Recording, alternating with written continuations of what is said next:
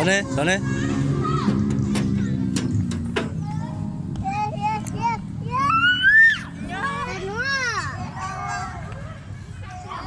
Cái bao giờ? Chim mua lại cái. Thấy không thấy không? Papa.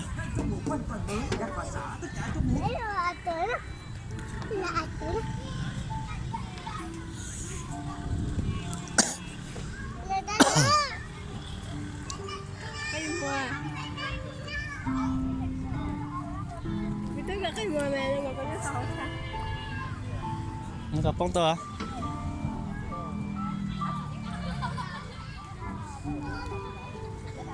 Mẹ.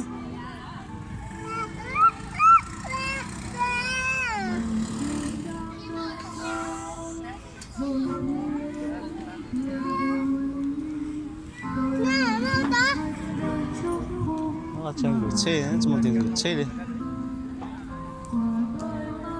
슬슬. 아. bông này bông là bây giờ nó nhớ bông thằng này thì à tôi nó mà à tôi hay chụp mà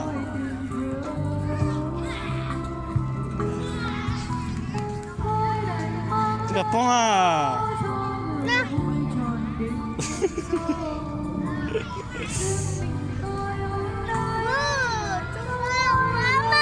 gak wah. Gak wah mah bocor wah mah, bocor wah nih. Nggih. Gak wah nah. Tuh atuh nah. Kulon banyak nah.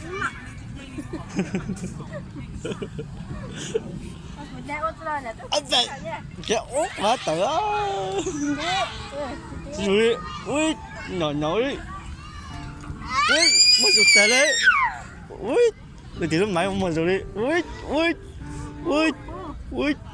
thì ông mà rồi lấy, ông mà rồi tuổi bây giờ,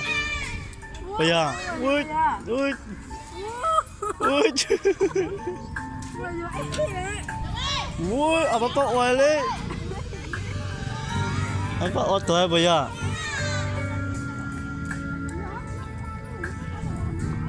ông bắt oai lấy, ui.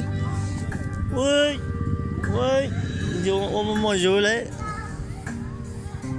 thì ông mà rồi ông mà khóa đấy